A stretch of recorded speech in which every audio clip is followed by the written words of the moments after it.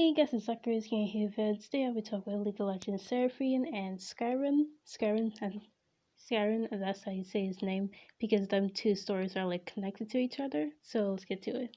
Long before the rise of Shimrod, the great empire of the Roman North region, Western Valley were home to an old age race known as the Brackens. Those noble creatures were quite unlike any other. While individually they may have seemed proven and aggressive in their android bodies held and wondrous secrets, they existed as a quintessence of truly Asian gestalt. Conscious, perhaps one of the very oldest Runeterra, each Bracken was the host to a singular magical crystal, which retains to their memories, their hopes and dreams, everything that made them who they were. After the body's death, core and the crystals were buried with great reverence in the deepest valley. They waited for a new younger barons to inherit them and take up the mantle for all those who come before. So it's through the internal harmony of the crystals, songs, and Bracknen, all but achieved immortality. The one who's become known as Skyrim's head of his crystal calling to him from somewhere beneath the earth. Day and night he burrowed in a mythological pattern that covered the entire valley with intricate spiral until his claws finally closed around the crystal larger than any he had seen before. Its surface was cracked and dull, yet the dim glow within the pulse in response to his presence, and the song enveloped him. When Skaner emerged once more, the crystals were infused with his body, and he was one with his kin, and the wordless meaning encompassed his mind. He could feel the magic of materials roam all over him, a deep connection to the world, like a low, constant hum that resonated through every racket of his being. Mortals, such as they were, knew that respected the Brackens, but also feared them. They would sometimes leave offerings at the entrance to the valley, which they named things like the crystal scars in perfect fleshy language. Over time, through their focus began towards the conflict and conquest, and the Brackens resolved and inhabited until this danger was past. Even the mortal race wiped each other from existence would amount to little more than a single somber note in the crystal unending song, and so the bracken slept. Then, without a warning, the song became screams and Scanners was jolted. Awake and explosions tore through the bracken's hiding place. The land had become parched and burned, but the mortals persisted. They came armed with fire and metal, devouring down beneath the surface to hack with the living crystal from his cane. The sky erupted from the sand, and Fizzy he killed many of the murderous thieves, and rest filled in the terror, leaving him to revive camp, dormant a companion, but those brackens who crystallized from, but then died the moment after they woke. And most of the others could not be resolved at all, so deep that the trauma to the collective psyche. He stumbled through the valley in mourning, was certain that even if the magic crystals still endured, it would quickly fade into his hand of the mortals. Yet, as the sun broke over the horizon, many weeks, Skyrim heard that the faintest of echo calling out in his mind. There was no soaring harmonies he'd known before, but terrified urging, keening, and imploring him to act. He hesitated for just a moment, knowing that if he went to search for his lost kin, then those who lay beneath the sand would be defenseless. But the cries died away, and he went. He knew he had no other choice but to scourge out in the eastward in the desert. Through Skyrim's search and is lonely, he sometimes hears the cold, demolished song, and the lost crystals drawing nearer, only fate once more, feeling that bring hope to extinguish in equal measure. It focuses sorrow on unshakable determination, knowing that survivors of the Bracken race is all that matters. So this will be really important, this whole thing about the Bracken and Skyrim. The one who runs this place is gonna be very important to his Seraphine's story. So let's get to hers. Okay, now it's Seraphine's time. Let's see. In a pilot over where anyone can dream become everyone's progress as a star is born, a child Seraphine always loved music and especially her father's lullabies.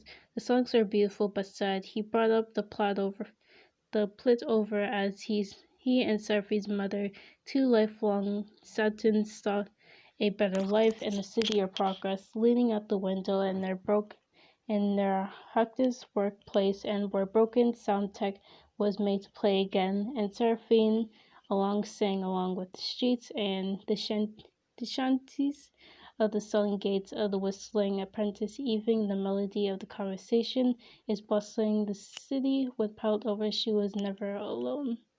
Over time, Seraphine realized she could sense songs too private, too personal from any ordinary person to hear. She grew up so she did intensely of her gaze. She heard every person's soul, loving or cruel, turning the streets she once loved into overwhelming a symphony of conflicting desires. How could she make sense of the voices if none the harmonizing someday? She hid shivering in the corners of her hands over her ears, unable to hear herself above the chaos. Seraphine's parents had left everything behind so she could be born in a plat over that couldn't bear seeing her struggle, scraping together their saving to purchase a shard, a rare shard, a hextech crystal the crafted device that depleted her magical hearing. For the first time in years there was silence. So, do you know that crystal device that was the Birkins? So those actually are like living, breathing souls, and she's gonna hear it soon. So wait till that. Within the quiet through Seraphine heard something, someone. The crystals had a consciousness. There it is.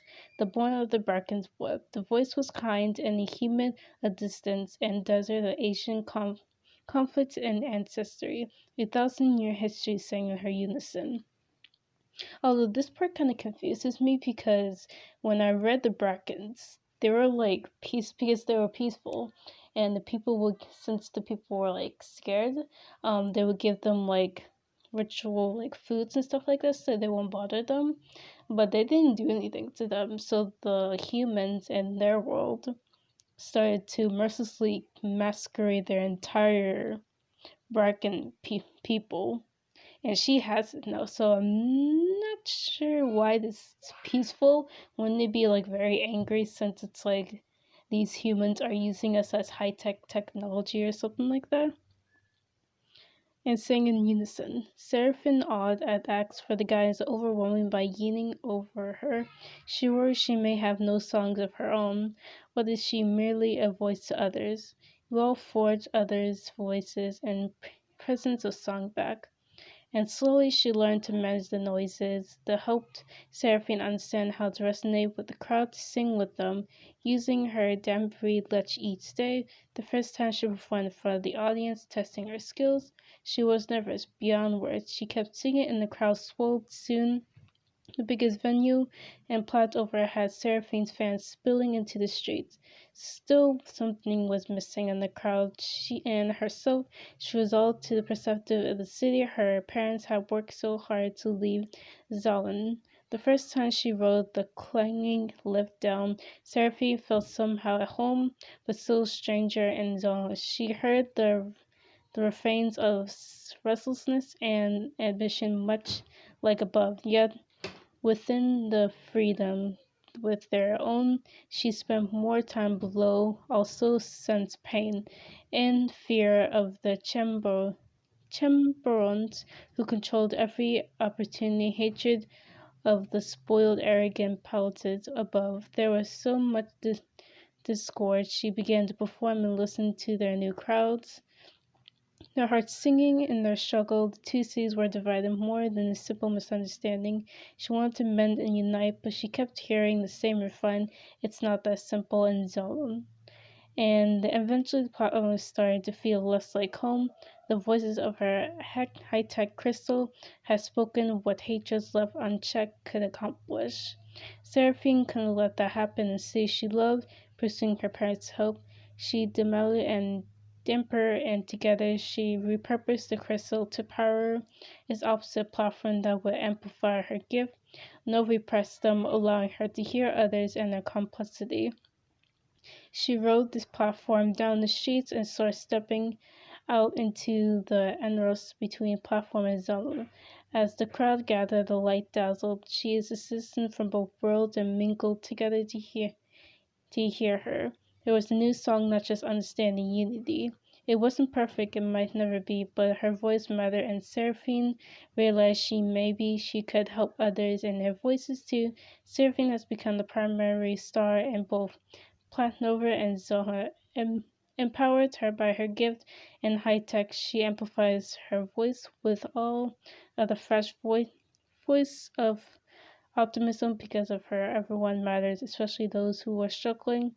They inspire her, and she will do her best to inspire them in return. Which is weird because the bracken, she's using the brackens like crystals. She's using one of the people who got killed and mercilessly killed, like in their own city. She's using that for her like platform, which is weird. I don't know why she's using it for a platform, even though she knows that they're like living, breathing human beings. Well, not breathing human beings, but they're living. They can still feel things. Like, it's so weird. I can see why people said it was weird when they read like this, because it doesn't really make sense at all. It really doesn't make sense because she could hear them, and then when she went to, yeah, wouldn't it be angry? I feel like they should change it because the Brackens. I feel like the Brackens should have been like more angrier because the humans saw them, make them to high-tech machines and high-tech technology for them. So that's kind of like a weird thing. I don't know why they didn't.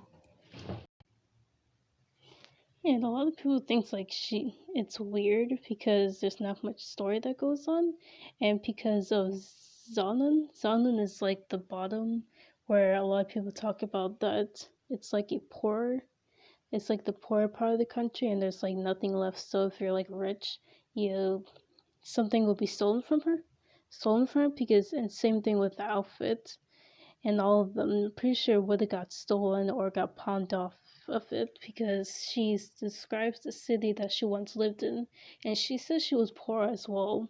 So I'm not sure how she got the outfit as well, because maybe she probably got paid for it, I guess. Maybe because yes, she probably did get paid, but I don't know how much. And people said I'm not into League of Legends, but a lot of people said, I watch a lot of other League of Legends YouTuber, but they said that her outfit doesn't like represent Runeterra's outfit, and it's really pink and sparkling. A lot of people said it was Star. It looked like she was part of Star Guardian, which I can see why she looked like she was part of Star Guardian. Her outfit's like really, really sparkly because it reminds me of kind of reminds me like Ari, but they had like the sailor, but it could have been like different. So I feel like they should have changed like the outfit.